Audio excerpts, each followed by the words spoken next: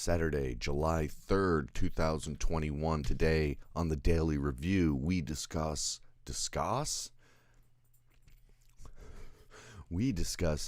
Ghosts of the Abyss, a documentary by Bill Paxton and James Cameron about voyages to explore the Titanic at the bottom of the Atlantic. With your host, me, Joe LaRocca, on the Daily Review, the greatest show on the internet. I went on a date last night, and it was going great. It was going fine. Went to this bar that's awesome. That's where I used to live, like out in Alston. And I don't know. I wasn't talking too much. I wasn't being too much of a spaz. But I guess you can't hope that, like, people are just going to like you, you know? But I just felt like it was going well. And I was pretty attracted to her, and she's like very, I don't want to dox her or anything, but she's just like into really cool stuff. And we knew like so many of the same bands, even obscure ones. It wasn't like, you like the Beatles too. It was like, she knew about Pile and like local Boston stuff. And she had, toured with some musicians. She plays an instrument. And it just was, I don't know. I was just like, oh man. And then my little brain goes, yay, you're not alone anymore. Which is pathetic. And then within 6 minutes, I've planned out the rest of my life with this person. And then at the end of the night, she was like, no, I would love to be friends with you, but I'm sorry, I'm just like not really attracted to you, and I'm not really attracted to a lot of people. So, and I was like, oh, okay, bye. I'll just shove that $80 I spent right up my asshole. Anyway, if you know you're gonna do that and you're on a date and you know it's just gonna be friends, go Dutch. Asked to go Dutch, because that was a bitter pill to swallow. Because I drank beers and she drank old fashions. This is why I don't have a girlfriend. No, I'm not mad about that. Although I did take a fucking Uber both ways, and that was anyway. None of this would have mattered if she had just said, "I like you. Let's meet up another time." Actually, it wouldn't have mattered. I still would have eventually found something that I don't like about the person, because that's what I do. Anyway, we don't need to talk about it anymore. We can talk about Ghosts of the Abyss, although in some ways they're very similar. They're both tragedies, and they're not particularly interesting. So Titanic, we all know Titanic, 97, one of the biggest movies still to this day ever made in terms of grossing. Everybody went and saw it, very broad, right? Got historical people, got old people, got little kids, got girls who wanted to see Leonardo DiCaprio, and boys who wanted to see Kate Winslet, and then girls who wanted to see Kate Winslet, and boys who wanted to see Leonardo DiCaprio. Really kind of covered all their bases. Billy Zane fans were on board. It had kind of everything. And for a really, really long time, I did consider it one of the best special effects movies, because very few shots in the entire movie do you not believe that they're out in the middle of the ocean, which is really impressive. It's more impressive than sci-fi, in my opinion, to pull off like a real thing. But so this was originally an IMAX movie made a couple years later, like in the early 2000s. So it was released in 2003, but they were shooting like a few years earlier. It took a while to kind of come to fruition, because he wanted it to be an IMAX movie. Now, IMAX is not as prevalent as it is now. Now, pretty much every major theater has a handful of IMAX screens, because that's just kind of the way the industry went. But back in 2003, it was basically just those special theaters, like at museums and stuff. So he could only release a 46-minute version of the film, which I bet was pretty interesting. And it was in 3D, and it was in IMAX. So it was really kind of a cinematic experience, more so than just a documentary. You're basically supposed to feel like you're supposed to go, like you're really going on that journey 2.5 miles below the surface of the water, which you don't necessarily get that full effect just watching it on your TV for obvious reasons. So it's just Bill Paxton is brought along as kind of the foil for the story to unfold with, like someone to point the camera at while they're doing this.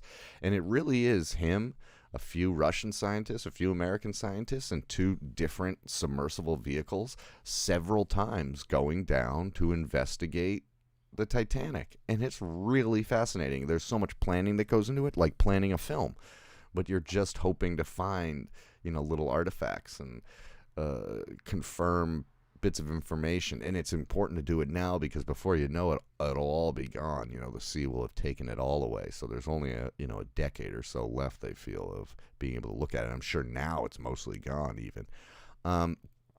So yeah, is some really good stuff in there. The major story excitement happens when they get their two bots, Jake and Elwood, which are adorable. They look like Disney made them. They're like these two little square robots that can kind of float around and do anything.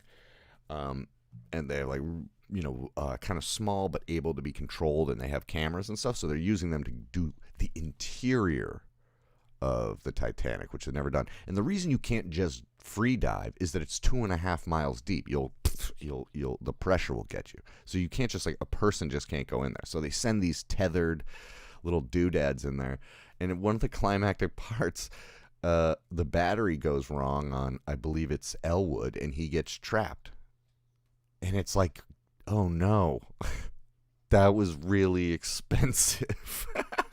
They're all like looking at each other like, well, that's no good.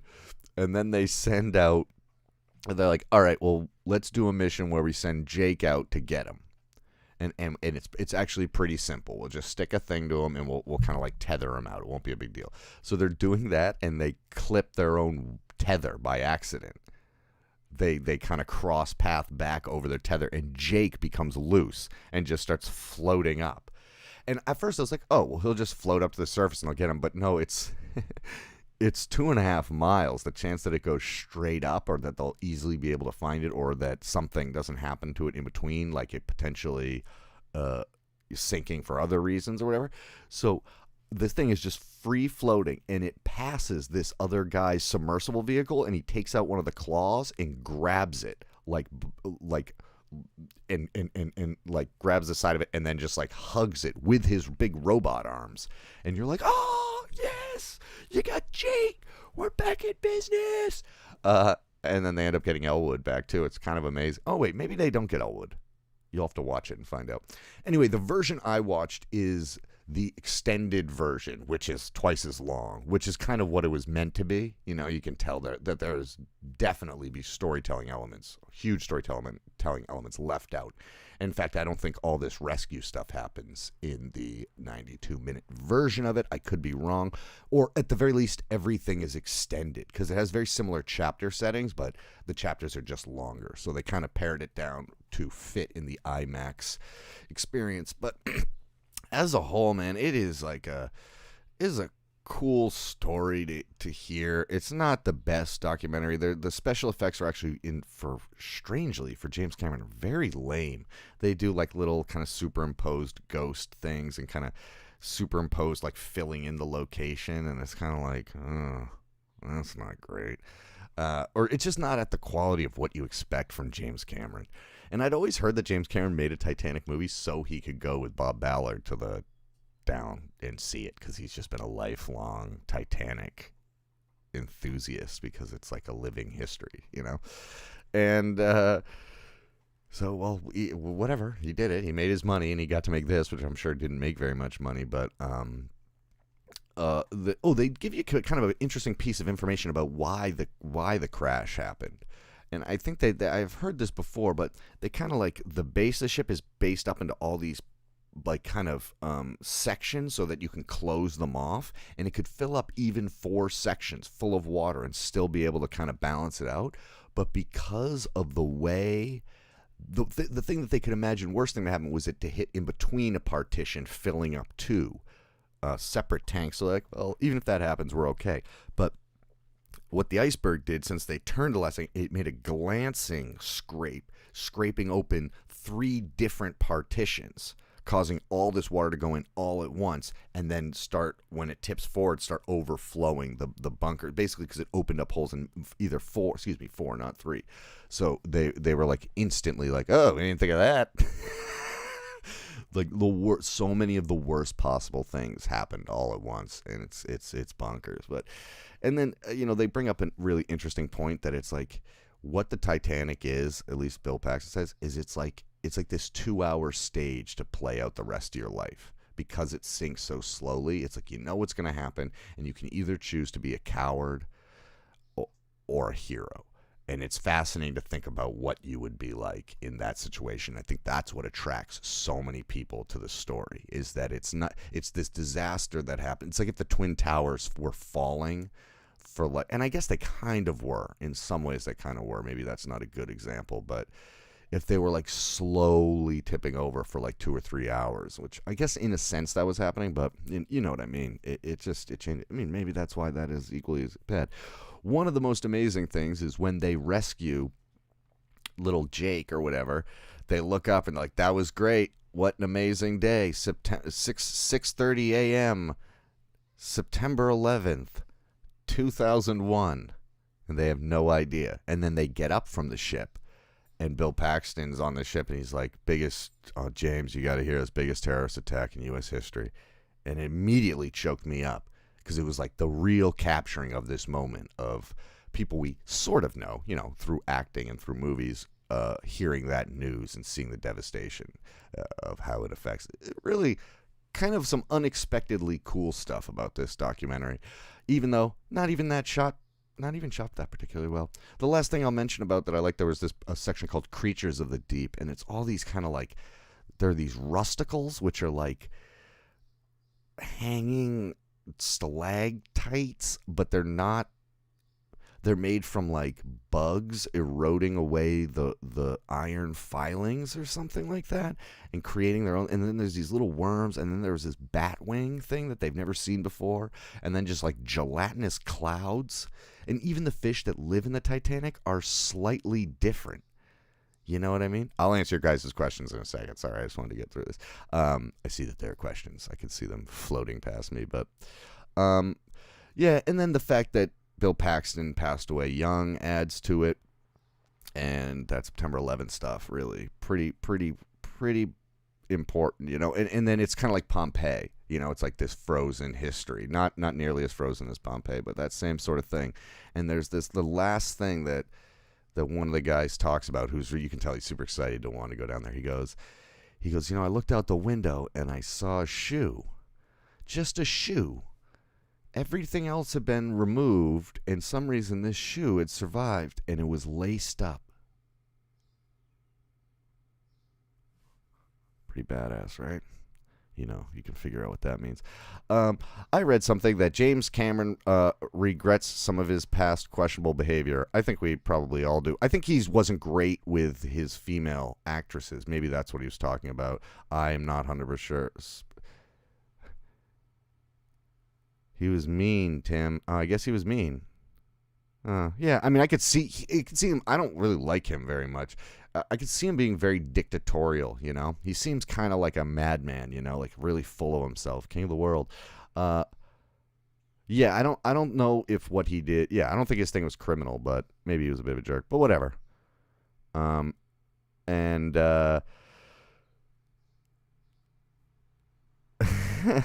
maybe they didn't have smartphones. Yeah, I wonder what the documentation would be if we had cameras everywhere. Or, I'm sure there were cameras on board that didn't get saved. When was the time period? I mean, cameras definitely existed, but I don't know how prevalent they were, because there's tons of photographs of it. We also have tons of information about the building of it and all the people who worked on it. So it's pretty interesting. Yes, it does remind me a little bit of Waterworld. I saw Waterworld in the theater, and I didn't get it. I didn't get why it was bad. I was like, this is awesome. It's a big movie on the water, and all this awesome shit happens. And then when I got older, I'm like, oh, it's crazy cheesy. But there's a lot of Waterworld that's still badass, and it's all really there, They built that big island. I think it was like the most expensive set in film history or something, next to Intolerance or whatever. But no, this was a DVD I got at the used DVD store, not from McCavity. I have not dove into McCavity's movies yet, though I want to. Yeah, Tim asked a question about disaster movies you think needs a good film made about it.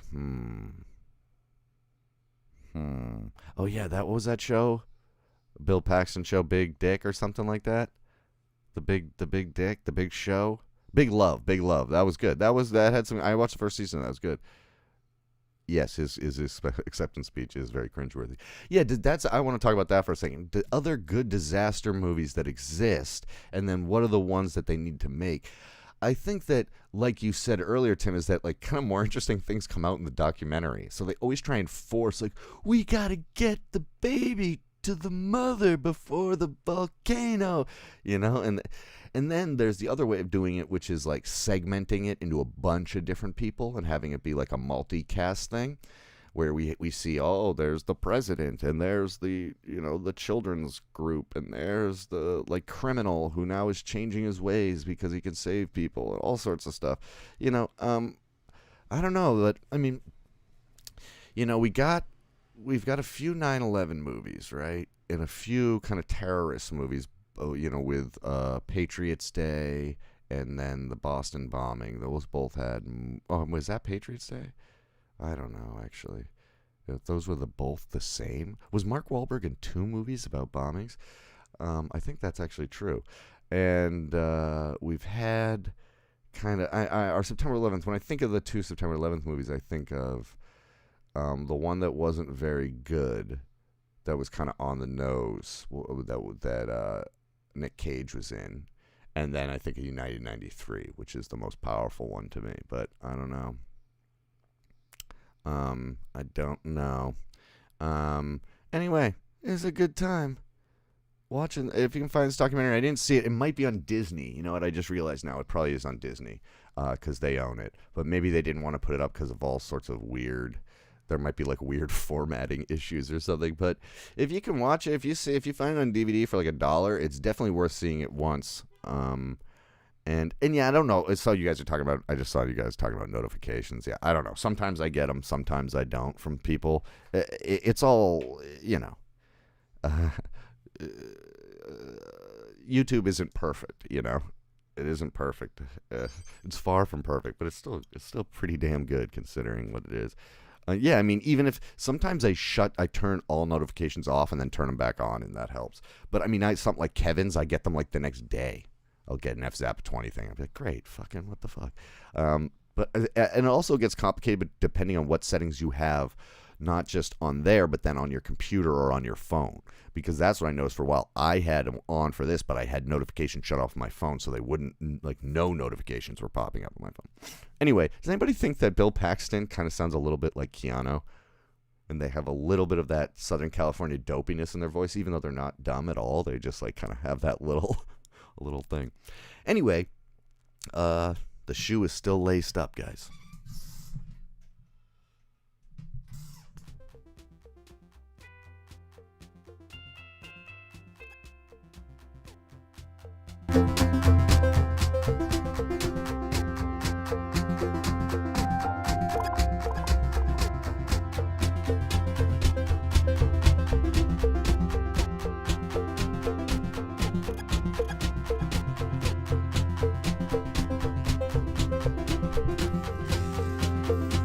Oh yeah, Kevin's the best. He talks about like a wide range of stuff, but he's also like he's better at having like a more open conversation, whereas I kind of like seem to dominate. Well, I mean, I know I dominate the conversation in the first half because I'm trying to do a review, but his are a little bit more free form, and yeah, I just highly recommend it. He's just such a good down to earth guy, and I don't know, it's fun. It's like having a friend on the internet, hanging out with Kevin, watching him do his laundry and mow his lawn and stuff. It's pretty awesome. And then his girlfriend Mary Elizabeth is also very sweet and awesome. I've not eaten Vegemite. Am I gonna have to do that in a movie? You want me to do that in a thing? It tastes like yeast ass, right? I will eat some on air if you get me one more subscriber, Tim.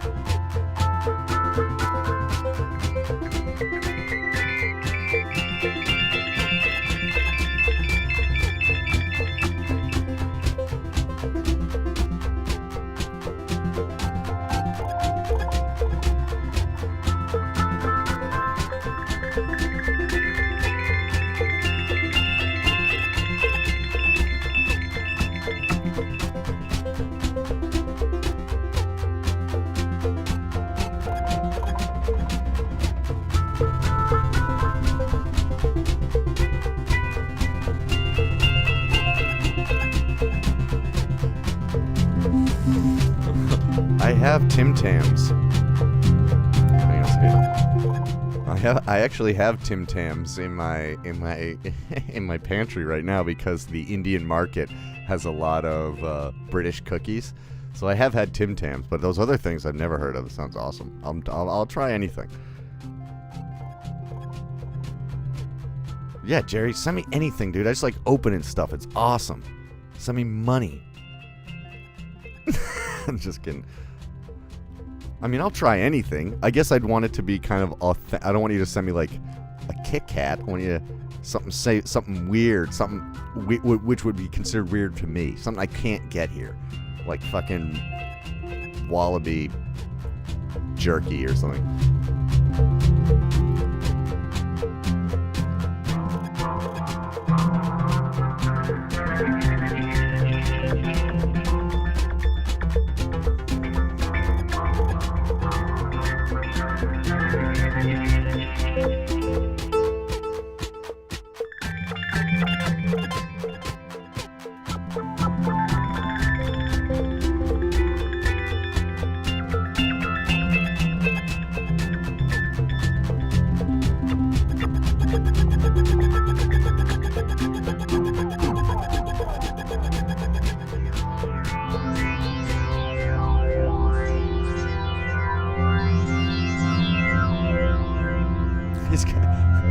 I was kind of joking about kangaroo jerky, but it makes sense, right?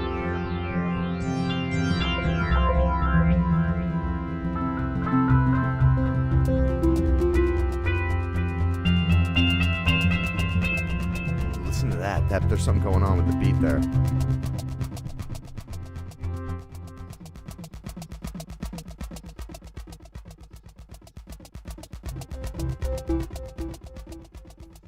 I was wrong. Doesn't sound as cool as I thought. Alright guys, I'll talk to you later. I'm probably do a concert later tonight with some new stuff that I'm working on.